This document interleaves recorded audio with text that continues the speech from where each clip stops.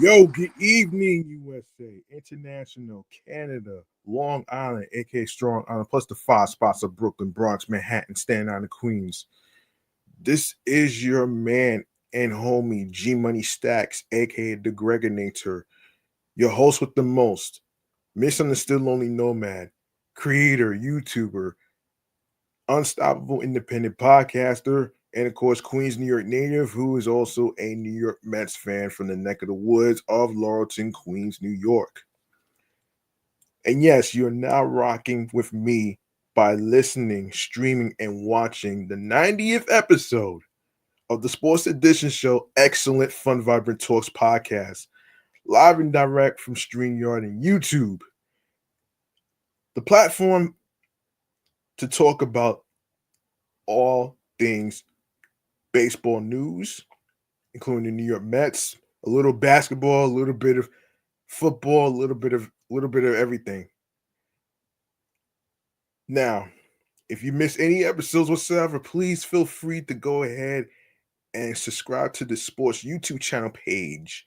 And of course, leave a like and a comment along with the sports topics. Tell me what you think about the sports topics in each of these episodes, and including this one right here.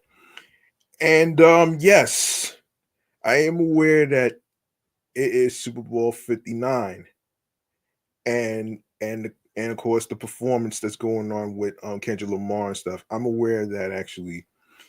Now, for those who can't make it to Louisiana, I want to provide y'all a couple of places. But oh, but first, let's get this. Let's cut to the chase with this.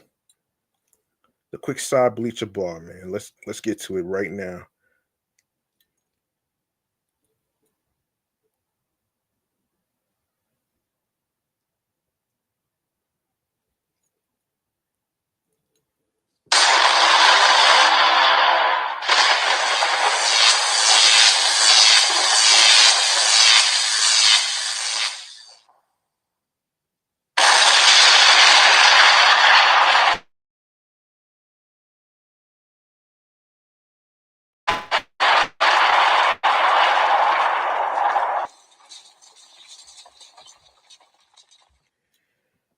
All right. All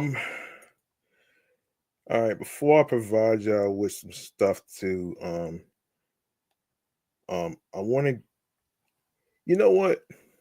Let me cut to the chase and get this out the way actually before I forget. For those of you who cannot make it to Louisiana to watch Super Bowl 59 and the Kendrick Lamar performance and stuff like that, there's a few places where you could actually watch actually. So I want to provide y'all with some spots actually. Um Hold on one second.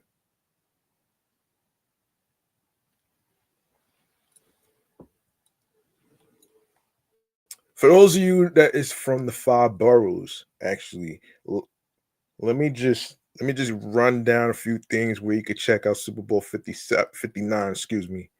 All right, so um all right, so a few locations where you can watch Super Bowl 59.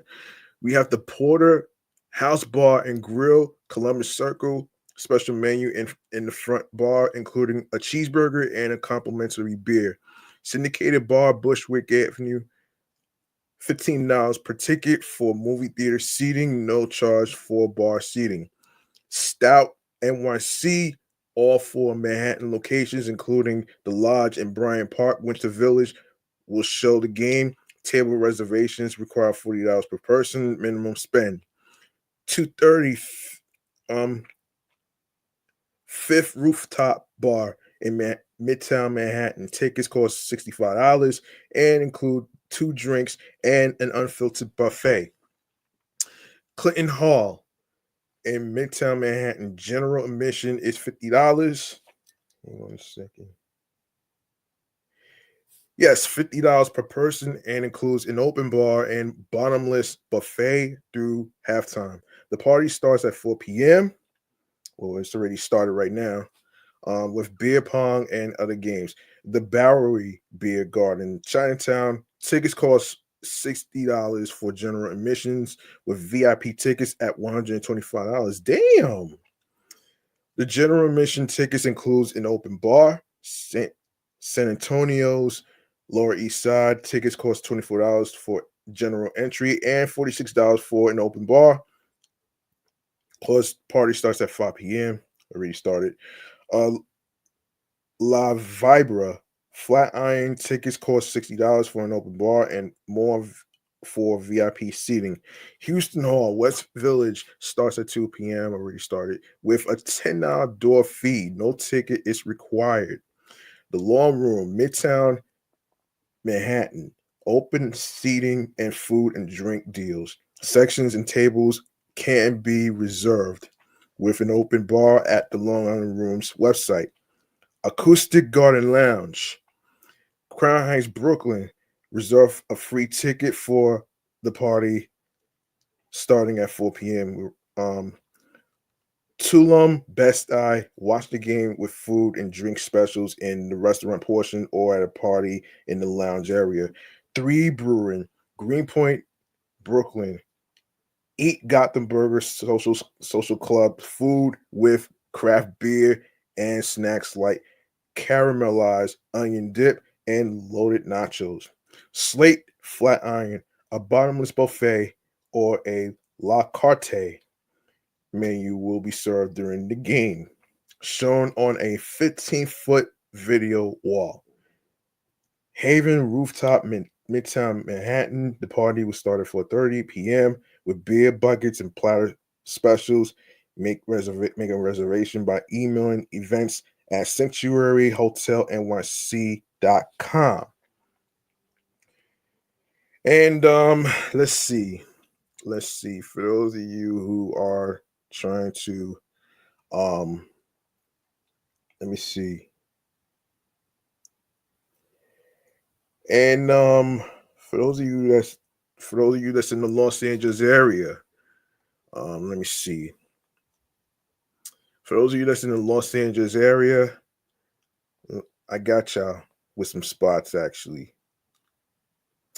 Let me see. Where is it? Okay. So let's see.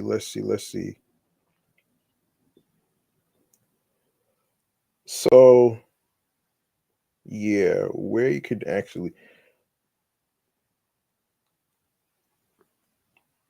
let me see what actually hold on a second. This is crazy.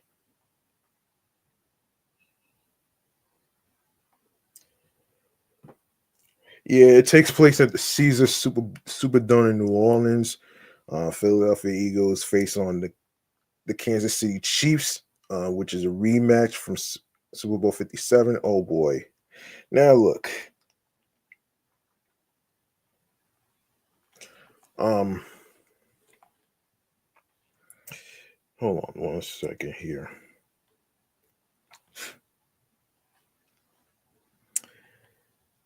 Now there is, let me see. Nah.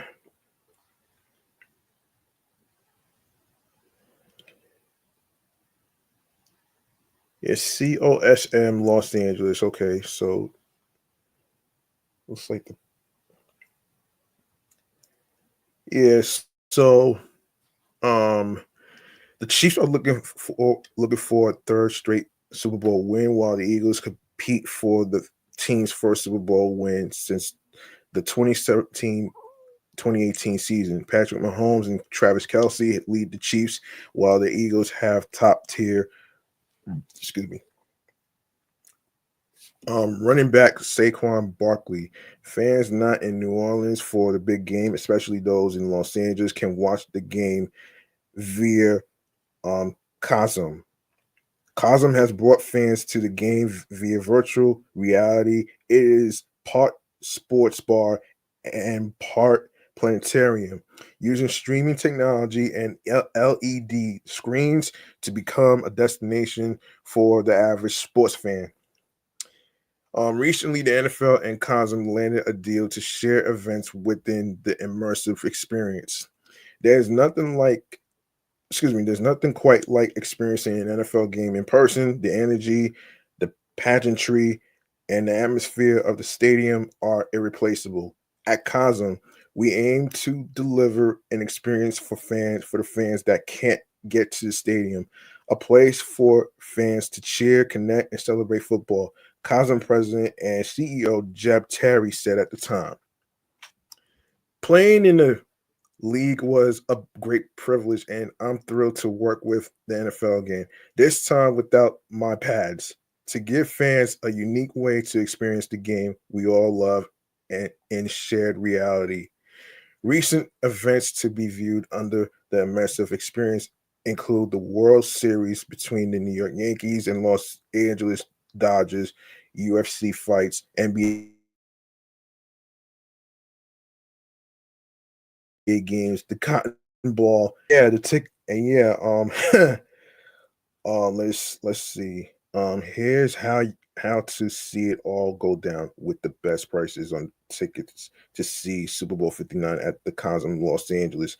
Super Bowl 59 at Cosm Los Angeles. Tickets, StubHub.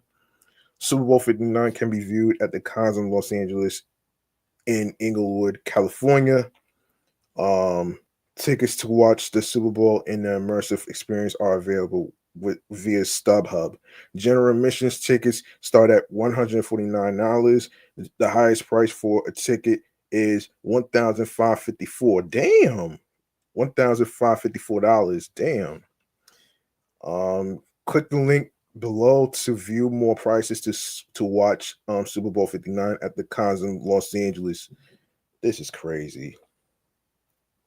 Um. Okay, so yes, so as I'm recording this, it's already starting right now, which is 6:30 on Fox. Check your local listings. The Super Bowl starts on Sunday, February 9th, which is today, and then the game starts at 6:30 p.m. Like I said, from Caesars Superdome in New Orleans. Okay, there's a hold on. And back to the New Yorkers, I want to actually mention this too, actually, before I begin with the New York Mets news, actually. Um yeah, so all right, so couple of locations, and you can look this up at timeout.com actually. So we have the we have syndicated, which is a place where you I believe, yeah, syndicated Brooklyn, Slate in Manhattan, BK Backyard Bar in Brooklyn, and of course, you can check out some places. Like I said, at this website, jot it down on a piece of paper, or you have to text it to yourself by going to www.timeout.com. That's www.timeout.com. That way you could get um, the street addresses and all the information you need for some spots to eat for Super Bowl 59. So there you go. Now that I got that out the way, let's get into some Mets news, shall we?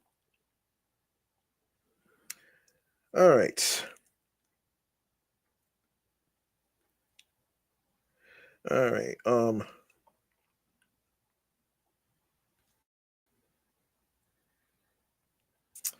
Okay. All right. Let me see. Yes. So, um, all right. So we're gonna start off with this.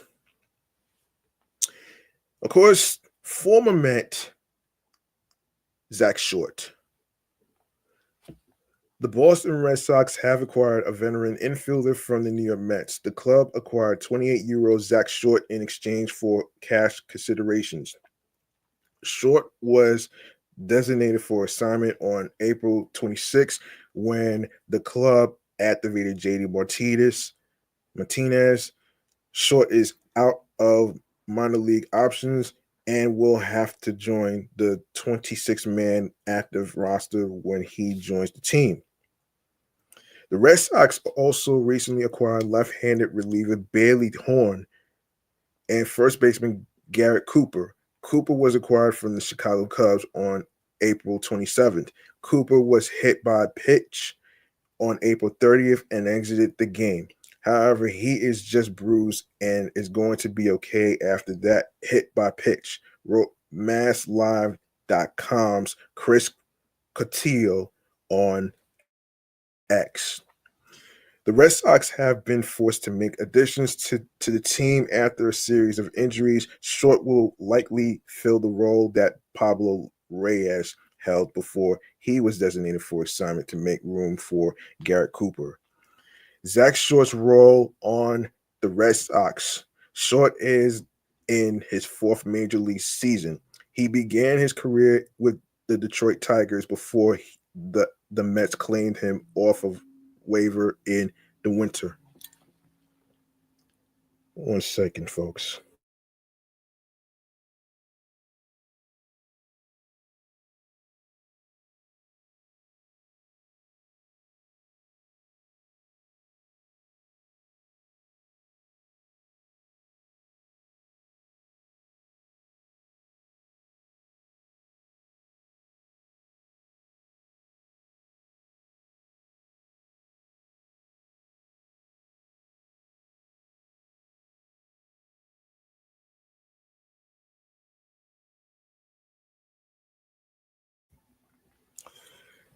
Okay, so Short is in his fourth major league season. He began his career with the hold on.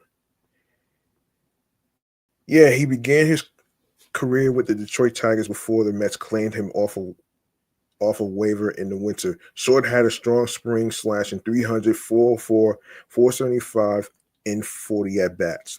He made the opening day roster for the Mets, but struggled in the regular season. Short recorded just one hit across 9 at bats for the Mets. However, the Red Sox could use his defensive versatility with all of the injuries they have on the infield. Short has big league experience at 3 infield positions, logging 90 appearances at shortstop, 58 at second base, 39 at third base in his career, wrote Cotillo, excuse me. The team's former utility man Reyes was designated for assignment. Short will fill an important role for the Red Sox while they deal with significant injuries. Short has played 187 games in the majors over the last 4 seasons and is a career 172 hitter with 13 homers and 55 RBIs. It appears the Red Sox eyed Short to take over the role Pablo Reyes had before the utility man was designated for assignment by the club Monday. Cotillo wrote on May 1st, Short will provide versatility in a banged up infield that has seen Trevor Story go down for the season with a shoulder injury. Rafael Devers deal with lingering injuries, and Vaughn Grissom dealing with repeated setbacks in his attempt to make his Red Sox debut. Wow. Um. All right. So Red Sox infield injuries. The Red Sox season took a major turn when All-Star Silver Slugger Trevor Story suffered a season-ending injury. Story's injury was not the only key injury to impact the Red Sox. The club has also lost first baseman Tristan Casas for a significant time. Casas suffered a rib injury in the top of the first inning against the Pittsburgh Pirates on April 20th. His injury ultimately led to the acquisition of Cooper to play first base. No ribs were fractured, Casa said, according to MLB.com's Ian Brown. It's not a bone thing. It's more a cartilage thing. So there's the rib cage, and then there's the sternum, and there's pieces of cartilage that are in between those that connect the two, and that was what was torn, was the cartilage.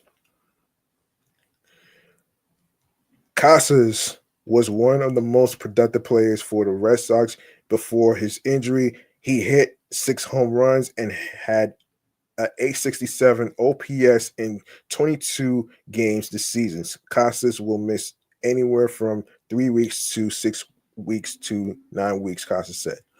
The the Red Sox are also awaiting the debut of second baseman Vaughn Grissom, who has been sidelined with a hamstring injury. He suffered a setback when he came down with the flu. He is expected to be Boston's starting second baseman when he recovers from his illness, according to MLB.com. All right, so let's go to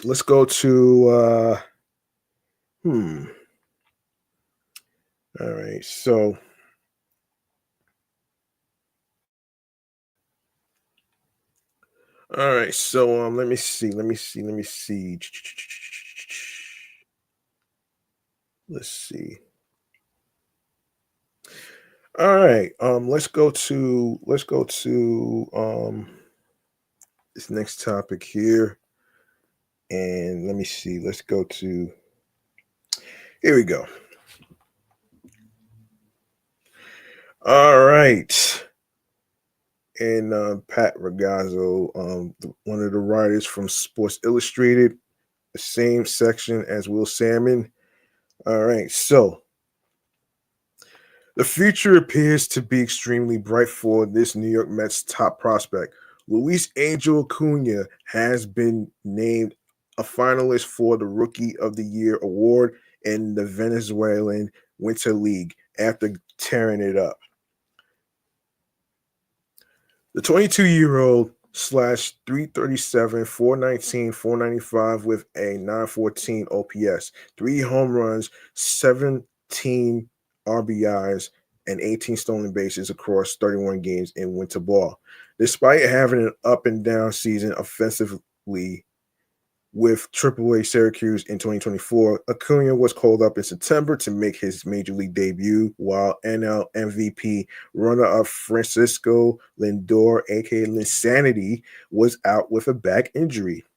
Acuna, who filled in nicely at shortstop when Lindor was sidelined, slashed 308, 325, 641 with a 966 OPS, 3 home runs, and 6 RBIs in 14 games down the stretch. He also played strong defense at short, and his performance helped the Mets eventually capture an NL wildcard spot. Upon Lindor's return late in the season, Acuna served as a pinch runner and late-game defensive replacement at second base for the rest of the way, and including the team's run to the NLCS. Acuna had just 3 at-bats in the postseason and did not record a hit in October. The Mets recognized that Acuna's big league success was a very small sample size of 39 at-bats late in the season. That being said, he stepped into a high-pressure situation of filling in for Lindor during a playoff race and did not appear to be fazed by the moment. Acuna brings versatility and is a clear candidate to become the Mets' second baseman of the future, with Lindor blocking him at short. If Jeff McNeil struggles again, it's possible that Acuna could take over duties at second base. Should McNeil bounce back, Acuna's fit on the big league roster would be as a super utility man.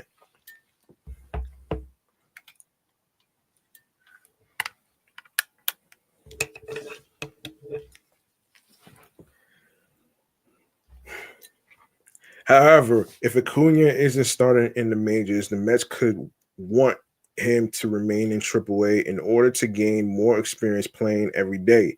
Should the Mets suffer an injury in their infield in the 2025 season, Acuna would be a strong candidate to come back up.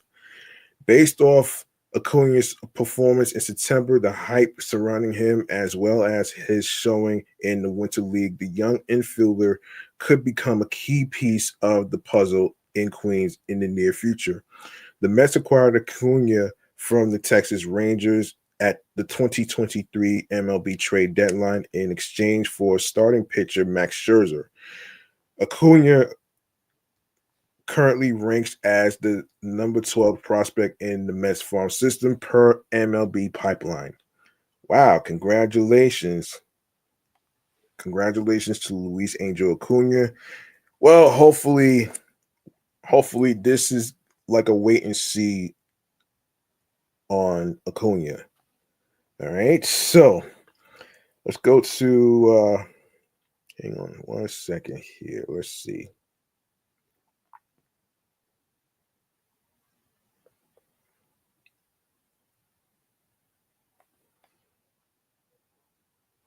Let's see.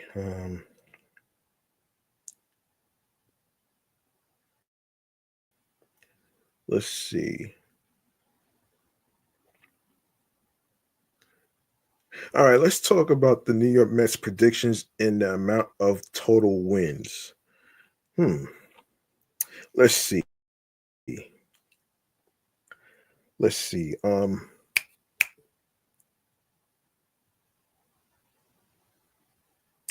Let's see. Um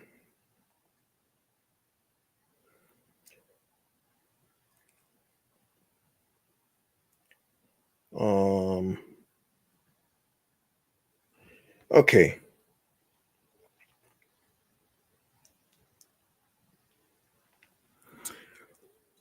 The Mets over or under was released on FanDuel back in December. The betting site set the Mets over and or under win total at 91.5, placing them behind the Phillies and Braves. The win total comes after an electric and ongoing offseason. The Mets signed Juan Soto away from the Yankees, along with re-signing Shamanaya and adding rotation depth. The total, while high, sits behind division rivals Philadelphia and Atlanta. The Phils have been awarded an over or under total of 92.5, and the Braves at 94.5. Still, the line set for 2025 is a massive improvement over 2024. Last season, the Mets were set 82.5 wins after expectations were set for a lost season. Of course, the Mets blew past that total with 89 wins and made the postseason behind the best record in the majors past June. This season, it may be wise to lock in the over before the Mets season. The club is still favored for a reunion with Pete Alonso and could shore up the bullpen leading up to Edwin Diaz. I'll cover the Pete Alonso thing in a future episode. Below are the over or under totals for all of Major League Baseball, starting with the American League East. Yankees 93.5, Orioles 89.5, Red Sox 84.5, Rays 80.5, Blue Jays 76.5, American League Central Twins 83.5, Tigers 83.5, Guardians 82.5. Same goes with the Royals 82.5. White Sox 51.5. American League West, Astros 87.5. Rangers 85.5. Mariners 83.5.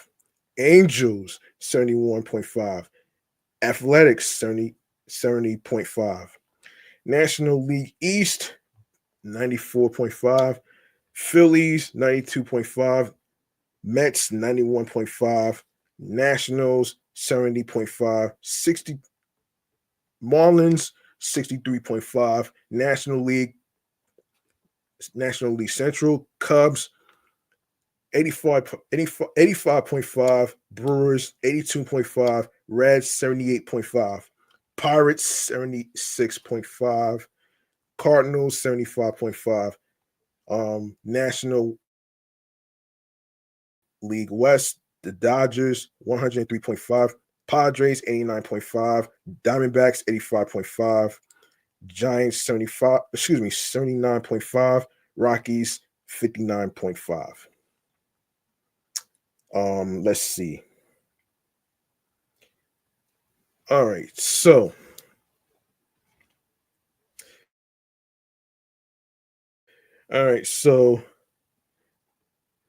all right, so the OMG Mets of 2024 are in the past, and as much as the organization would love to recreate those vibes, the reality is that such a thing is impossible. Years pass and situations change. No matter how well the Mets fare in 2025, they'll never quite be the OMG Mets again. Um, Never say never, but they can be something even better if things break their way. Behind Juan Soto and a brand new pitching staff, the Mets hope not hope not just to claw their way into a playoff spot this time around, but to spend their summer as the team others are chasing. Whether they achieve it will depend on plenty of factors, including Soto's performance and the health and effectiveness of said pitchers. But before all that, there's the rest of the offseason and spring training to get through. Now that the new year has arrived, it's time to start mapping out what all that will look like. Okay.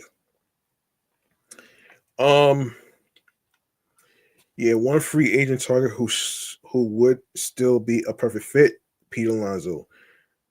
It's indeed a perfect match. It's always been a perfect match. The Mets need a first baseman. Alonso is the best one available. The Mets also happen to be the only professional organization he's ever known, playing their home games in a city he adores. The only question is whether the sides will be able to agree on money, considering Alonso reportedly rejected a lucrative extension offer back in 2023, and the Mets have already committed more than $750 million to improving their offense. Somewhere here, there's a deal that works for both sides. There has to be, right? All right, so yeah, one player poised to have a breakout season is Francisco Alvarez. Now that Mark Vientos has broken out, the Mets hope for the same from his younger teammate Alvarez. Entering his age 23 season, Alvarez has struggled to find consistency at the plate, and he dropped from 25 homers as a rookie. Yes, 25 homers. I can believe it. As a rookie to just 11 last season. But Alvarez improved his batting average and on base percentage in year two, as well as his throwing arm behind the plate. He now has 228 games of experience at the game's highest level and is at an age when players tend to break out. Often lauded for his work ethic, Alvarez still has a chance to be one of the game's top offensive catchers. One prospect to watch in 2025 is Brandon Sproat. Plenty of questions remain regarding Sproat's ability to develop into a true frontline starter, yet he also has the best chance of anyone in New York's system to make a significant midsummer impact, just a step away from the big leagues. Sproat must first master the triple A level. But if he gets off to a nice start, it wouldn't be shocking to see Sproat debut early in the season, as fellow prospect Christian Scott did last year. With a triple digit fastball, Sproat, number one prospect, boosts an even higher ceiling than Scott, as evidenced by his number 40 overall prospect ranking per MLB pipeline. At the highest level, he'll need to be a pitcher, not a thrower, which makes Sproat's early season development crucial to his chances. Brandon Sproat fans 11 straight. Mets number 5 prospect Brandon Sproat strikes out 11 consecutive batters for Double-A Binghamton. Okay. Man, what the hell? All right. Wait, what the hell? How did I get here?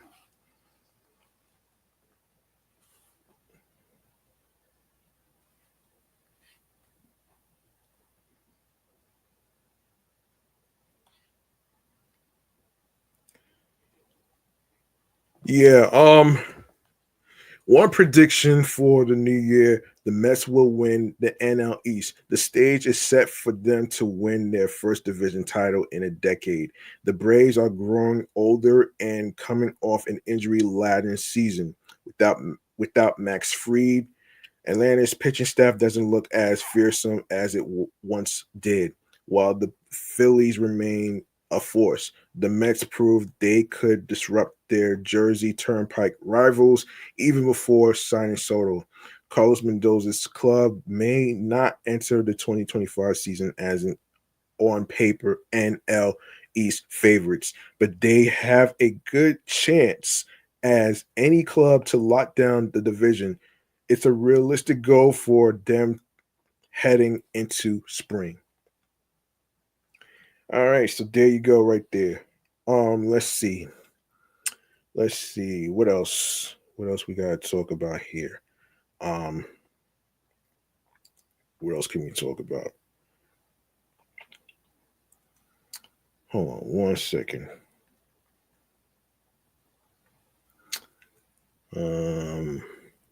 Carlos Mendoza.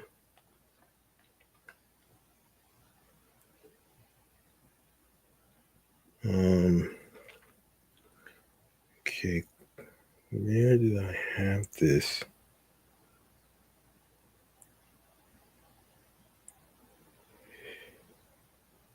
All right. All right. Carlos Mendoza, here we go. All right. So when the New York Mets were searching for a new manager, their fifth since Terry Collins, not many had Carlos Mendoza as the guy. The Chicago Cubs hired Craig Counsell after the Mets pursued him. New York interviewed Mendoza,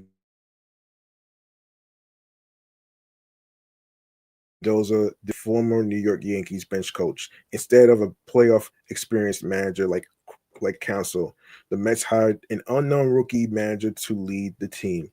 Some were cautious, some were optimistic, but the Mets liked what they saw. As the season progressed, many would feel the same. Um,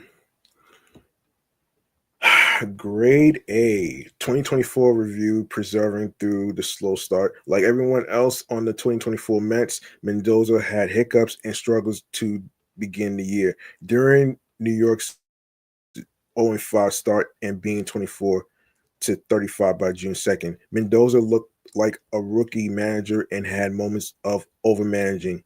He looked overmatched. He also had to manage his way through some tough spots, such as the DH before JD Martinez was ready, the injury to Kodai Senga, the competition at third base that carried over into the season. In the early season struggles of Francisco Lindor, Pete Alonso, Brandon Nimmo, Edwin Diaz, and Jeff McNeil. Then on June 2nd, Mendoza had a turning point. The Mets lost to the Dodgers. Jorge Lopez, which I talked about episodes ago, threw his glove into the stands, and the Mets were close to signing off at the trade deadline. Lindor asked Mendoza if he could speak to the team privately, and Mendoza gave Lindor and the players the time they need to air things out. The one aspect that Mendoza prioritized all year was trusting his players. And at that moment, he did just that. From then on, The Mets became one of the best teams in baseball. Mendoza leads turnaround. One of the key things Mendoza did actually happen before the team meeting in May. He decided to put Lindor in the leadoff spot. That decision jump started Lindor's season into an MVP campaign as Lindor carried the team uh, the rest of the season. Mendoza also gave Vientos more playing time at third base and watched as he became one of the best sluggers in baseball. Mendoza also gave chances out of the bullpen to Daniel Nunez and Danny Young when guys like Jake Diekman struggled, as well as injuries to players such as Brooks Raley and Drew Smith. As Jose Iglesias emerged and was hot off the bench, Mendoza gave him more playing time. Same for Tyrone Taylor when Harrison Bader cooled down in the second half. His trust in his players showed throughout the season, like when Luis Severino pitched his complete game shutout against the Miami Marlins on August 17th. After Diaz had rough back-to-back outings against the San Diego Padres and then Arizona Diamondbacks during a West Coast road trip in late August. Mendoza trotted Diaz back out there the next day to get a save against the Diamondbacks. Diaz notched the save as the Mets took the series from Arizona.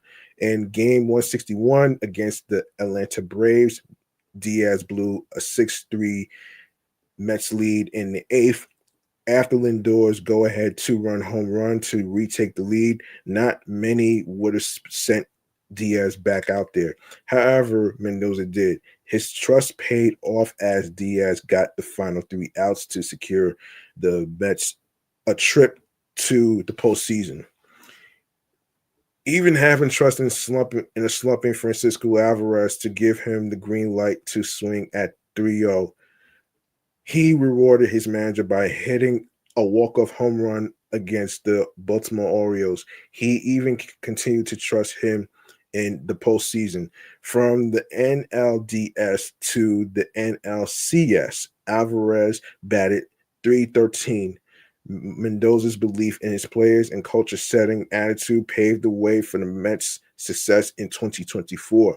For him personally, he was named a finalist for National League Manager of the Year. As a rookie manager leading a team with little expectations, you couldn't ask for any better.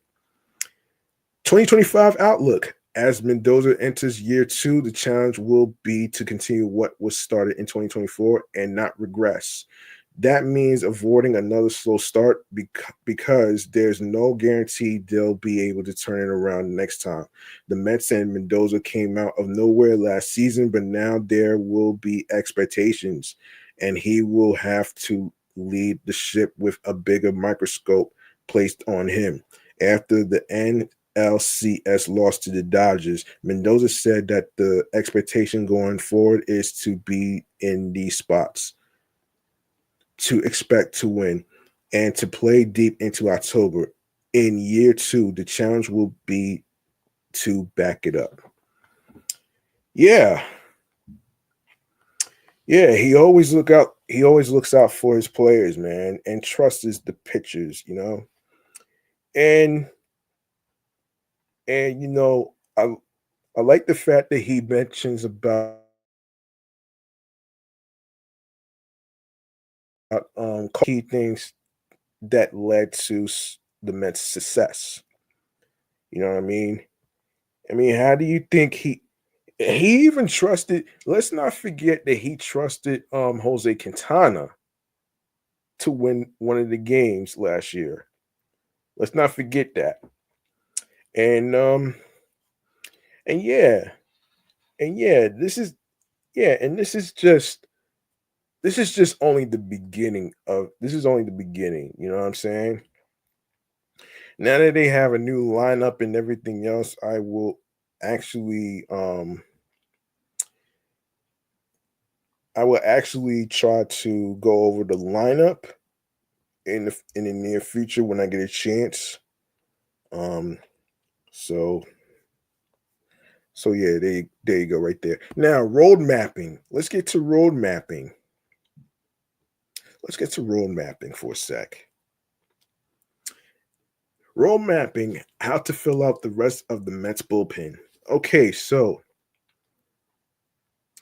as it stands, the New York Mets and president of baseball operations, David Stearns, still has a lot of work to do when it comes to filling out the team's bullpen. Each team's bullpen are usually 8 members deep, without factoring in the importance of depth. As it stands, the Mets only have four for the spots that appeared solidified, leaving 4 more. The locks currently consist of Edwin Diaz, Reed Garrett, Daniel Nunez, and Jose Buto. Of course, pending no injuries or trade. Also notable, all 4 of those arms are right-handed pitchers. All right, so we got the potential internal options.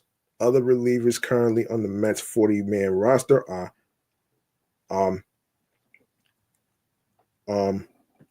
Huascar, Brazaban, Dylan Covey, Justin Hengerman, Kevin Herget, Max Kranick, Sean Reed Foley, Danny Young, and Tyler Zuber. Transitional starting pitchers, Paul Blackburn, Tom McGill, and Griffin Canning may all be considered in a long relief type of role as well.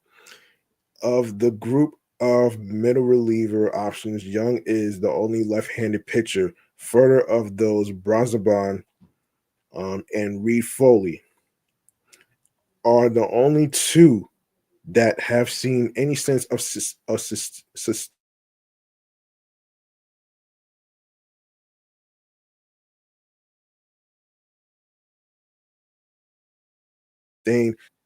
And for Sean Reed Foley, of course, 2.15 ERA across 29 1/3 innings in the last 2 seasons.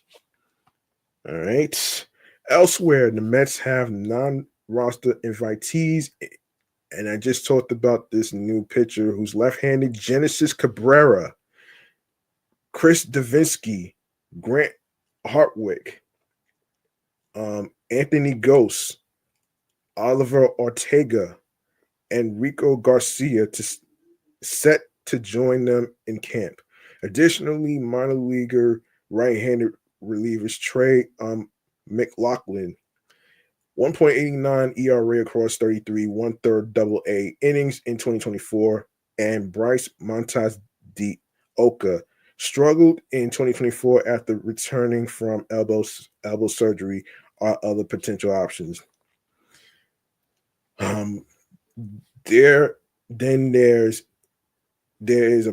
always a possibility that a current starter in the minor leagues can emerge as a bullpen option with the big club, such as Budo did. Such names to keep an eye on are Blade Tidwell and Dom Hamill. All right, the external options.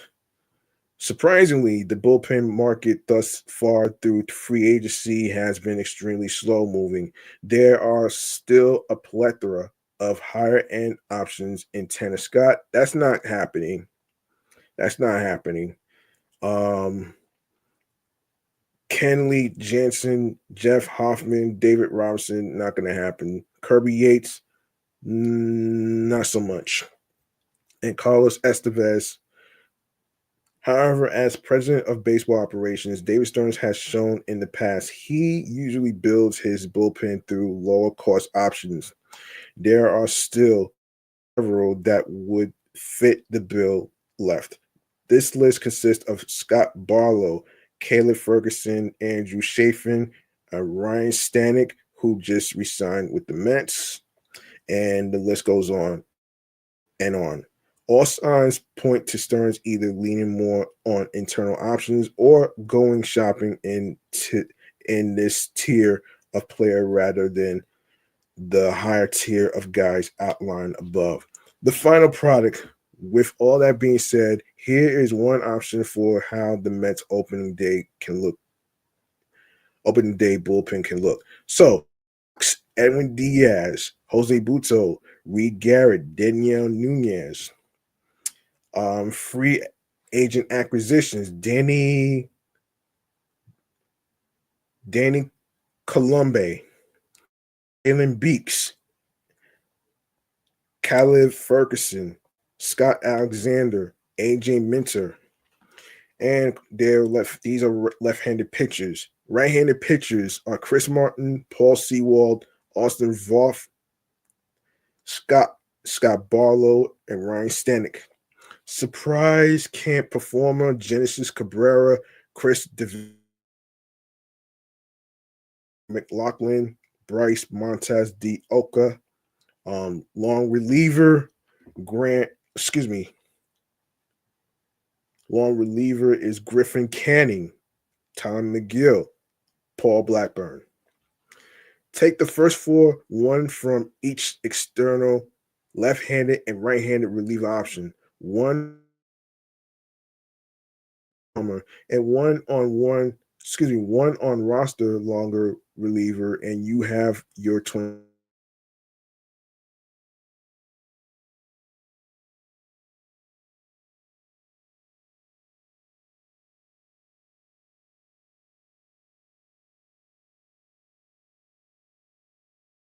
Is ever changing. Just because you do not get it right at the beginning of the season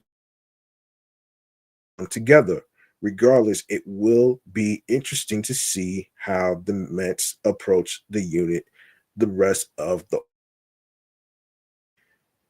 Okay, let's see. Let me see. What else we got to talk about here? I want to make sure I don't miss out on anything. Prospects being sent down to AAA. Prospects being sent down to AAA.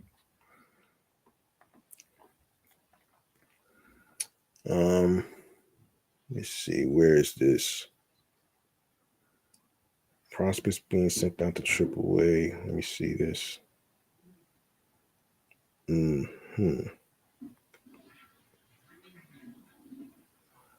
Hold on 1 second here.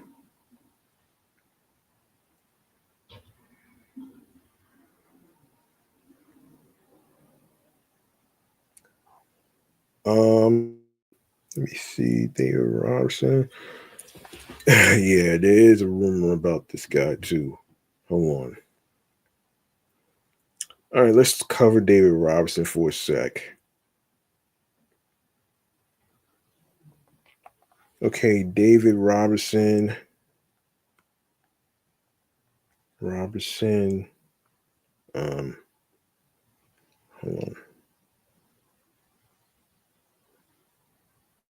Robertson.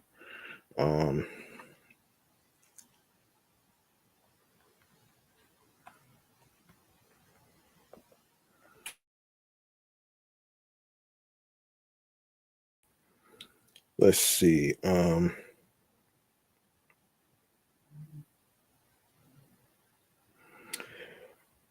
right. Let me see.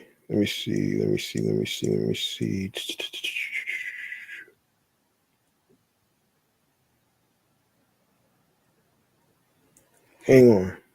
Wait a minute. I was just right here. So David Robertson entered the offseason without much leverage in free agency. He's an aging veteran reliever who didn't handle the closing duties in 2024. Relievers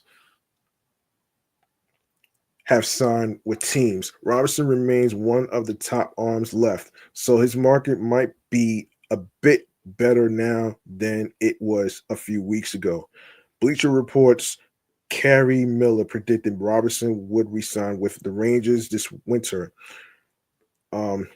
Spot Track projects him to sign for about $7 million, which is equal to the mutual option he declined a few months ago.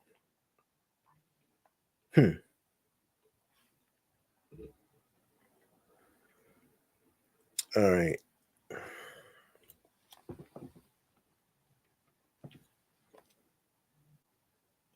Okay.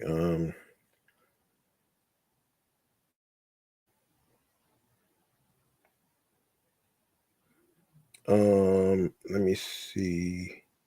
Hang on 1 second.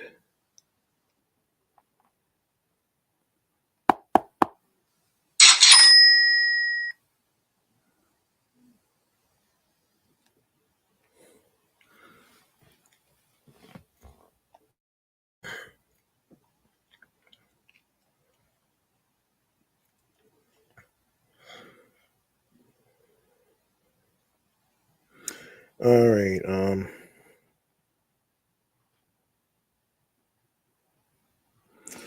Robertson will turn 40 shortly after opening day, but he's still delivering the goods and the holds, providing the Rangers with 34 of the past season, Miller wrote. He has been a hot potato lately. Oh shit. Um, Pitching for 5 teams over the past 3 seasons and delivering a 3.00 ERA or lower to 4 of those. State of their bullpen, though, it's surprising Texas hasn't re-signed him yet.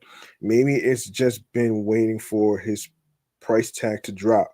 The Rangers need to add, or in this case, re-sign a high leverage reliever to replace Kirby Yates. Yates was one of the best closers in the game last season, and there isn't a reliever on the market who could match his production from 2024. Still, re-signing Robinson would be a step in the right direction for a Rangers team that's trying to work its way back to the World Series in 2025. Good luck with that one right there. Um, let's see.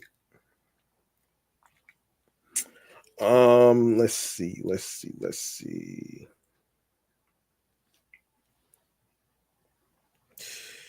Yeah, I did talk about Edwin Diaz returning from suspension in regards to the sticky stuff episodes ago, so I'm probably not going to cover that again. Actually, um, which was one of the controversial calls actually by an umpire. So, so there you go, right there. Just a little side note about Edwin Diaz. Let me see if there's anything left for me to talk about here. Okay, so yes, look, let's talk about SNY's broadcast schedule for the New York Mets, shall we?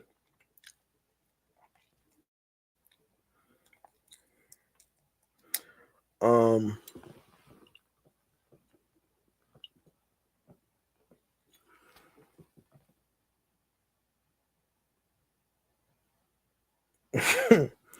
okay.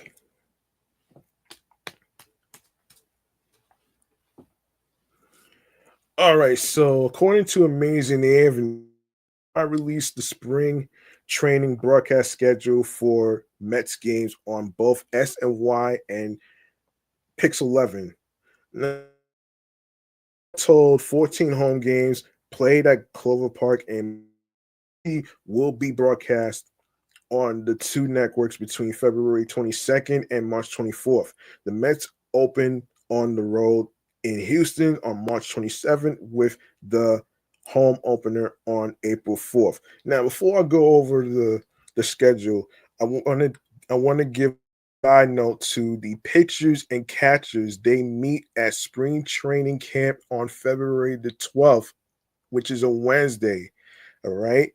I will touch on the highlights of what went down with the pitchers and catchers spring training stuff. If there's any information, I will bring it here on this sports podcast platform right here. All right. Let's see. All right, starting with February 22nd versus the Houston Astros, 1 p.m. on SNY. February 23rd versus Miami Marlins, 1 p.m. SNY. February 28th, Washington Nationals, 1 p.m. SNY. March 3rd versus Miami Marlins, 6 p.m. SNY. March 6th versus Houston Astros again, 6 p.m. SNY. March 9th versus the Washington Nationals, 1 p.m. on Pix 11. March 10th versus St. Cardinals, 6 p.m. SNY. March 14th versus St. Louis Cardinals. Actually, hold on. Yeah, St. Louis Cardinals on the 10th, the same time as the 10th and the 14th, 6 p.m. on SNY. All right. March 16th versus the Houston Astros, 1 p.m. on Pix 11. March 17th versus Tampa Bay Rays, 1 p.m. on SNY. March 21st versus St. Louis Cardinals, 1 p.m. on SNY. March 22nd versus Houston Astros, 1 p.m. on SNY. March 23rd versus Miami Marlins, 1 p.m. on Pix 11. March 24th versus the New York Yankees at m on SNY. Presumably, more spring training games will broadcast via national broadcasters like ESPN and MLB Network, sports networks of the teams the Mets play. Mets pitchers and catchers report to Port St. Lucie on February 14th. Yes, my mistake. It's not the February, it's the 14th, February 14th, which is Valentine's Day. All right, that's a Friday, folks. So there you go. And let me see.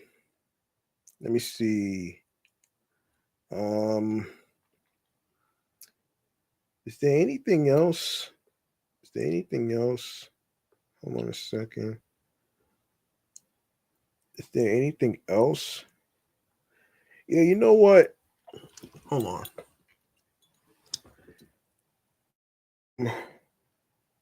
I think what I'm gonna have to do is, let me see if I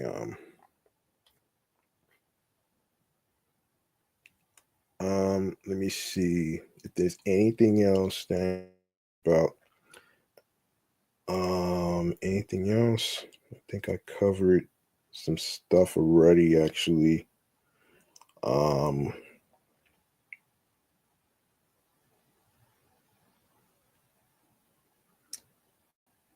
Let me see. Let me see this.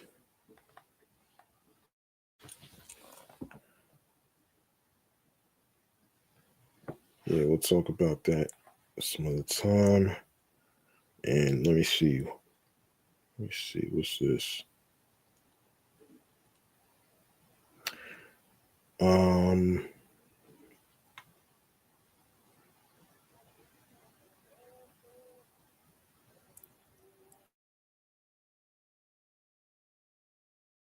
Robertson is with the Chicago Cubs.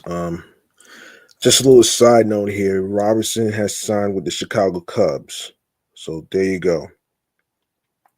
There you go right there. All right. Let me see if there's anything else that I didn't get a chance to cover. Let me see if there's anything else I didn't get a chance to cover. Let's see if there's any rumors or anything like that.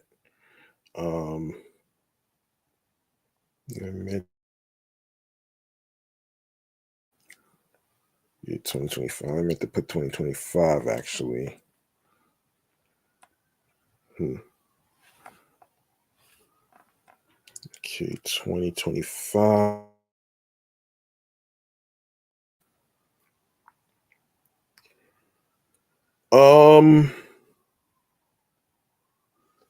Okay.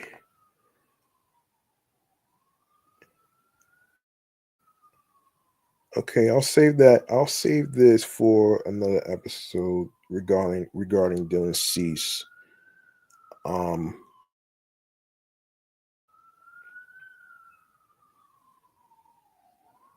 Wait a minute here.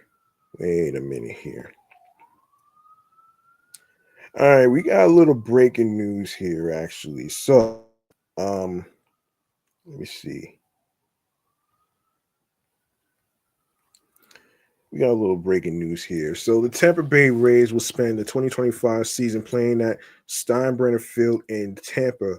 This is because Tropicana Field in St. Petersburg is unplayable because of the damage sustained during Hurricane Milton back in October. We recently wrote about the upgrades that Steinbrenner Field is a result of the Rays moving in for the season. The problem, the single A Tampa tar ponds get to use all the new amenities are being displaced to a field adjacent to the Steinbrenner complex. Ponds, the low affiliate of the New York Yankees, usually play their home games at Steinbrenner Field. Per the team on social media, important update for the 2025 season will be playing on the community field at GMS Field as we support the Tampa Bay Rays using our home stadium in 2025.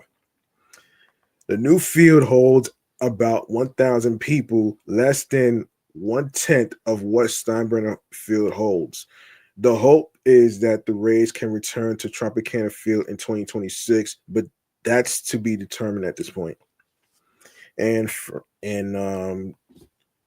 we're looking forward to embracing this unique opportunity, said Jeremy Ventura, general manager of the Tampa Bay Tar Ponds. While this is a change, we're committed to making this special and working on a promotional schedule that will help bring the Tampa community together. While it's not made specifically clear, it's likely that the Tar Ponds to experience some of the new features while the Rays are on the road. All right. Okay. So they have a temporary place to play at the moment. So, yeah, they have a temporary place to play. So there you go, right there.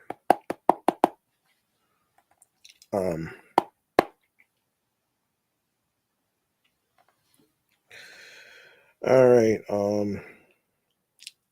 Yeah, geographically. Um.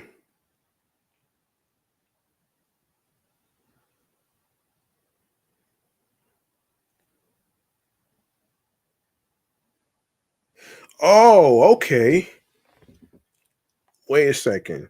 So, uh, out for pitches and catches February 14th. First full squad workout is February 17th. And the team's first Grapefruit League game is February 22nd against an Astro split squad, Clover Park. Wow. And yeah. So yeah, so I just talked about the schedule already, actually. Um and the team's facility, um, Clover Park, is located just off exit 121 on I-95. It's about 50 minutes north of West Palm Beach, Florida, and 2 hours north of Miami. Can fans attend workouts? Yes, workouts are free to the public each morning. Timings vary by day, and the team has yet to announce this year's schedule, but workouts generally happen from mid-morning until around 1 p.m. Who are some new faces fans should know? Got a pen. In addition to Soto, who inked the largest free agent contract in baseball history, the Mets added starting pitchers Frankie Montas, Clay Holmes, and Griffin Canning, which I'll talk about those names in a separate episode. Reliever AJ Minter, the left-hander, infielder Nick Madrigal, and Jarek Young, who I talked about episodes ago. Outfielder Jose Siri, I just talked about him, and many others on minor league deals or waiver claims. Which top prospects are invited to camp? So while the Mets have yet to announce their full spring roster, prospects already on the 40-man roster include Ronnie Mauricio and Luis Angel Acuna. Non-roster players Jet Williams and Drew Gilbert spent time in big league camp last year and should do so again. Many fans also hold on.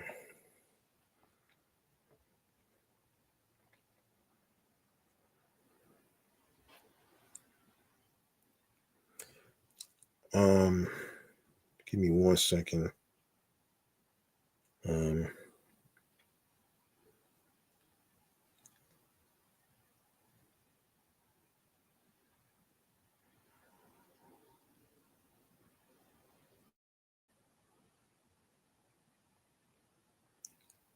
um,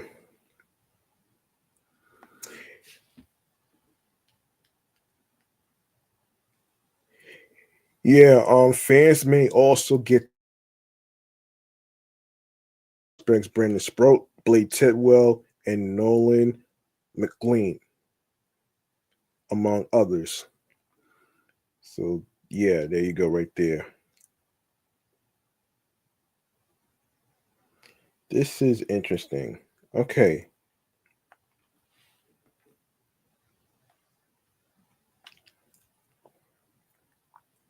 Yeah, I just talked about the schedule already, so you don't have I don't have to go over it. So I just talked about the schedule for spring training. If you'd like to know what's going on with the spring training schedule and all that great stuff, you can go to amazingavenue.com. All right. So there you go. Um, let's see if there's anything else to talk about. Oh shit. Hold on.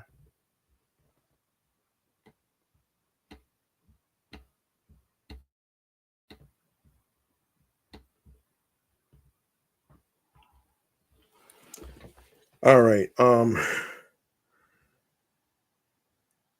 right. So I think I got everything covered.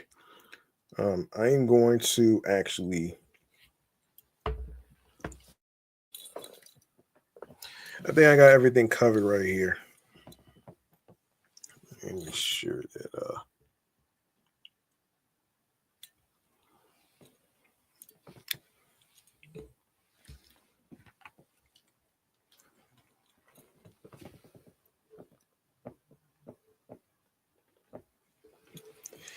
all right, I'm going to actually wrap this up right here in a bow on this episode right here. If there's anything else I didn't get a chance to talk about, I will talk about it in a future episode. But for now, I'm going to go to this last segment right here. Stream choices on the go, man. Let's get to it.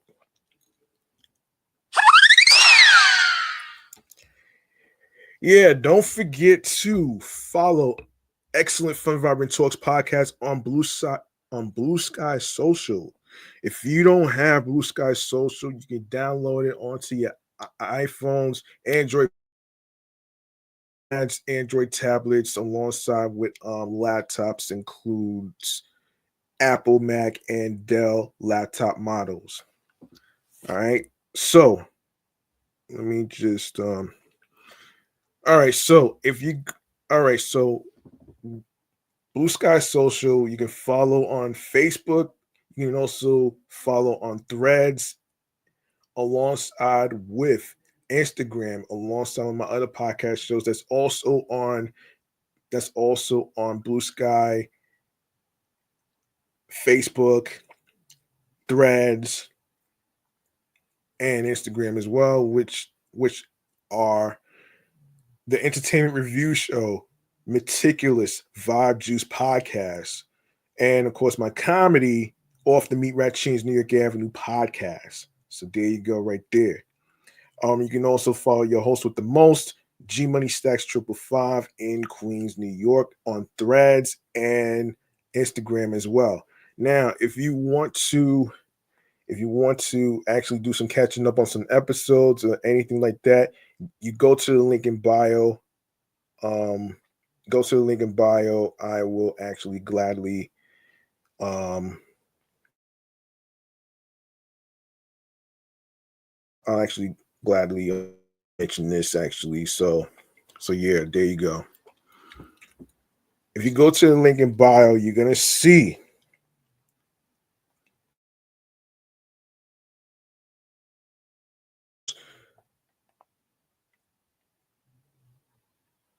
which includes you go to Linktree / Excellent Fun Vibrant Talks Pod. It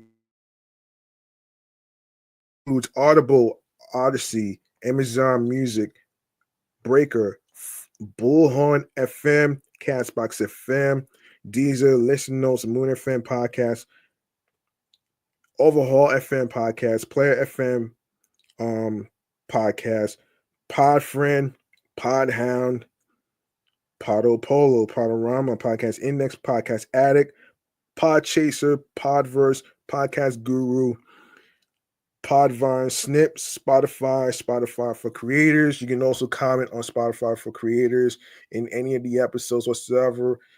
Tell me how you feel about the sports topics that's discussed in this episode.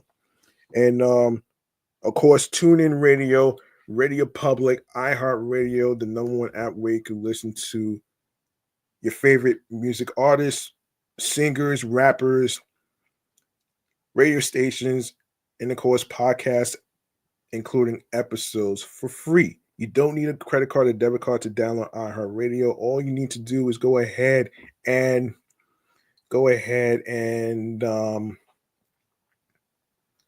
follow the podcast on iHeartRadio. That's right. Urban Talks Podcast is on iHeartRadio, the sports platform.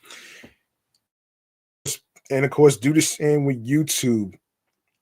Do the same with YouTube.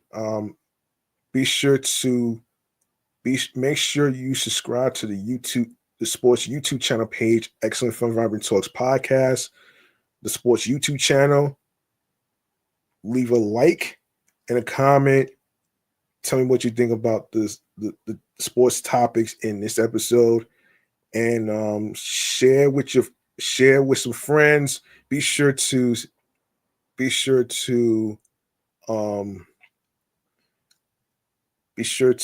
add the podcast to your playlist.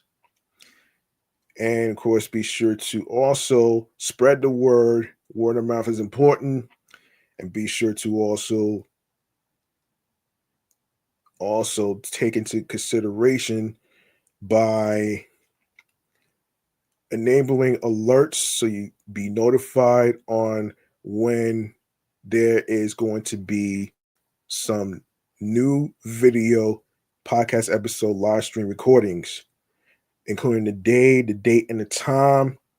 And of course, be sure to also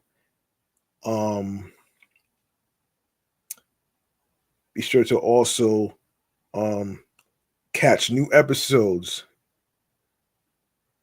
that's going to be uploaded to the YouTube channel page. Share the Linktree link with the sports podcast with your husbands, your wives, your boyfriends, girlfriends, people you're cool with from work, and of course, let me run down some sports podcast that's also covering the New York Mets and stuff. So let me just do that actually before I get up out of here. Let me just run down some YouTubers that's also covering the New York Mets. Let me just go to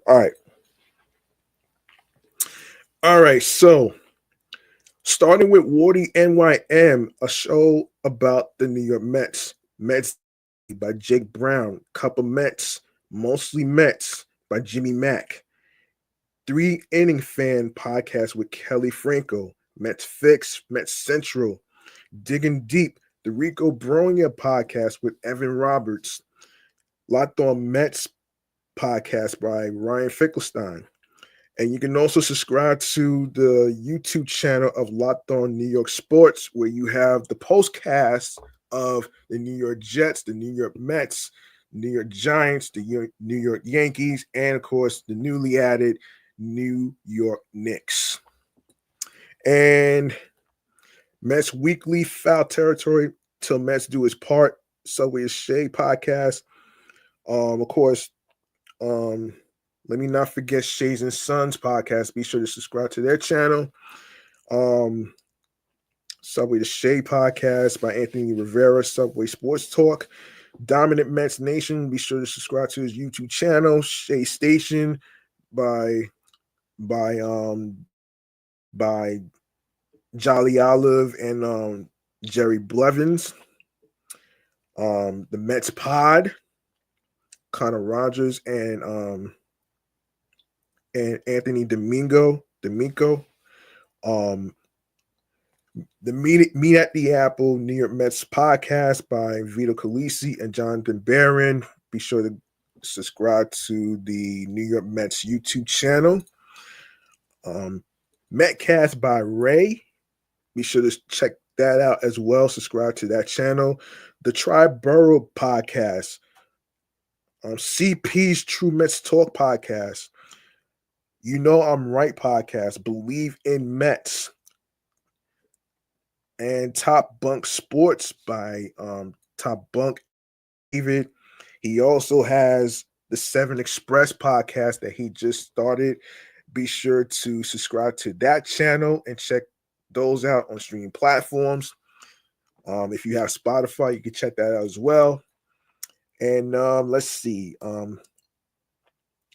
First time caller, long time listener, Mets Therapy, Talking Baseball.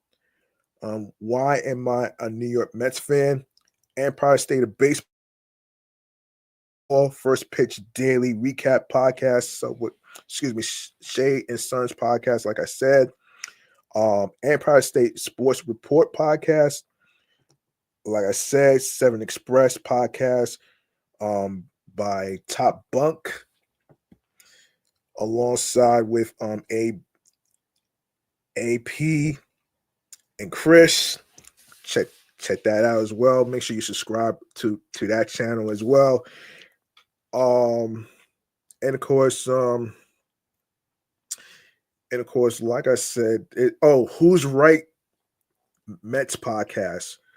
You have also the Mets Up podcast. You also have Locked On Fantasy Football, Locked On Fantasy Basketball, Baseball, Locked On Nets. And let me make sure I cover the bases so I don't miss out. Let me see. Let me see. Is there anything else? Yeah, the Call Up, an MLB prospect podcast. And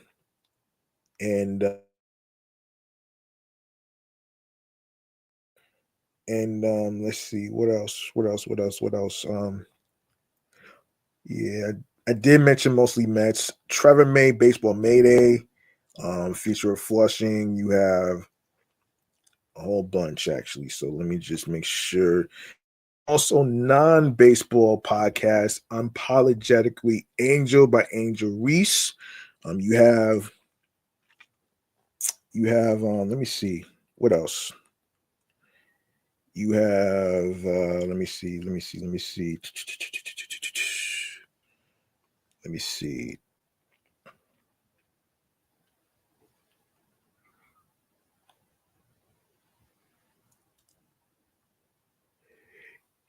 Yeah.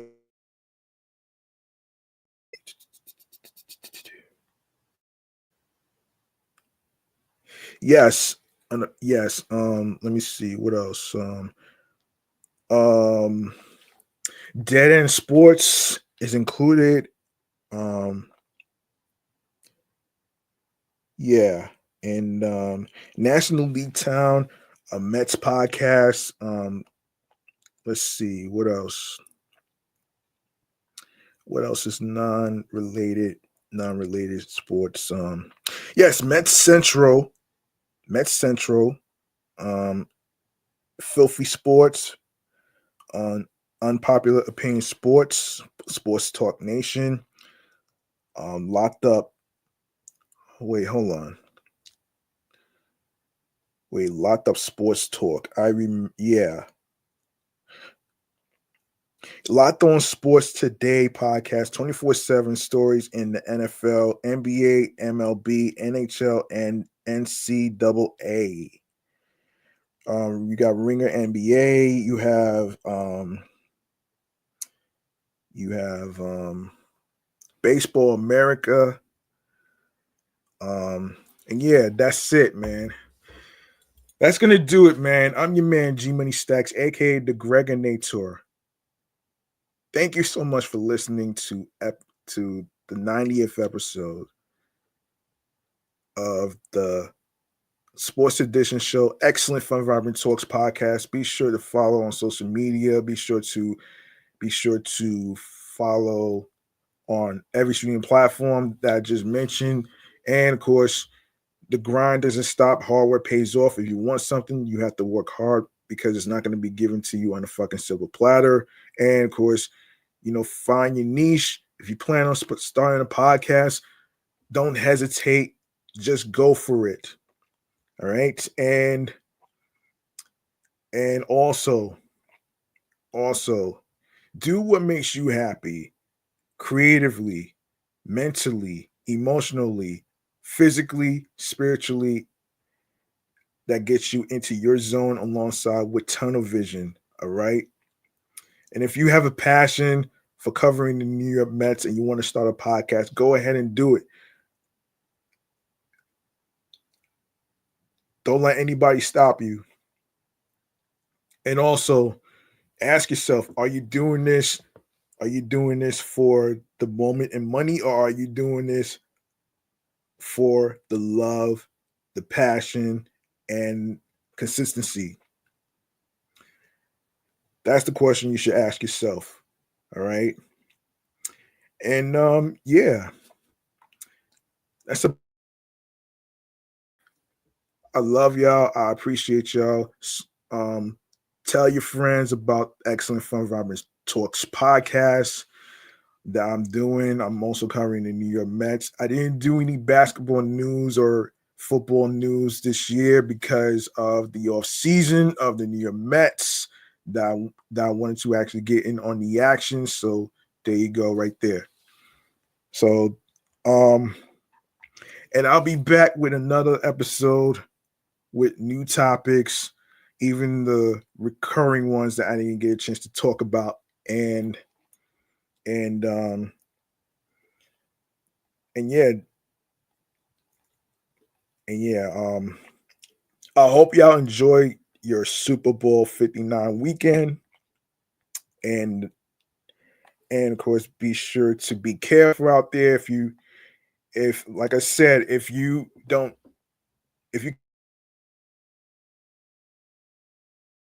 nine, don't worry, y'all some locations, especially in New York areas and stuff. So there you go, right there. I want to actually be sure to um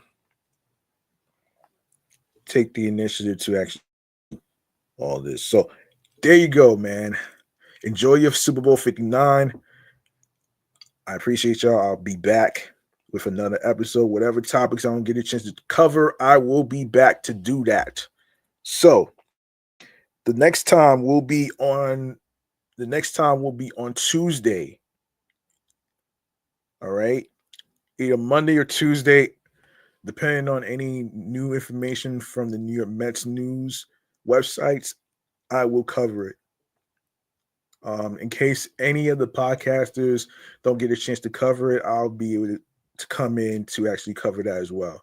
So tell me what you think about the sports topics in this episode, all right? In the comments below. And And if there's anything else y'all want me to cover in the New York Mets and stuff, I will cover the whole Dylan Cease rumor. I will talk about the whole. I think I talked about the Garrett Crochet thing already. He's already with the Boston Red Sox already. So there you go, right there. So there you go, right there. It doesn't matter whether you win or lose. It's all about how you play the game, and it's not a matter of being a cheapskate. For the record, for the record, David Stearns knows what he's doing. He's going for low prices, okay? He's not going for anything too expensive. He's not doing anything with the whole Luis Castillo thing. That's not going to happen, okay? So that's just a dream. That's just a fucking dream. So just move on with that, man. And just stick to what you have, you know what I'm saying? There's plenty of high expectations whether to cuz look, injuries is going to happen.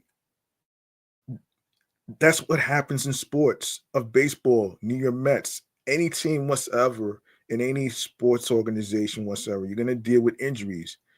And I just want to say offhand, just because we have the richest owner of the whole world of the Mets organization, Steve Cohen, that doesn't mean over overpay or overload the farm system for 1 year rental. And it doesn't matter a famous last name or not. It's not about that. It's about doing what works for the Mets organization. And we just got to let it play out. Let it play out. Go with the flow. You know what I'm saying? All right, I'm out of here, man. I'm out of here. I'm out of here. Peace and one love, man. I'll see y'all next time, either tomorrow or Tuesday. Peace. Enjoy your Super Bowl 59 weekend and good night.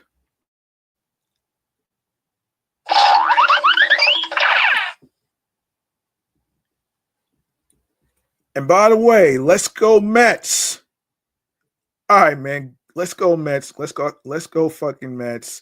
Good night, everybody.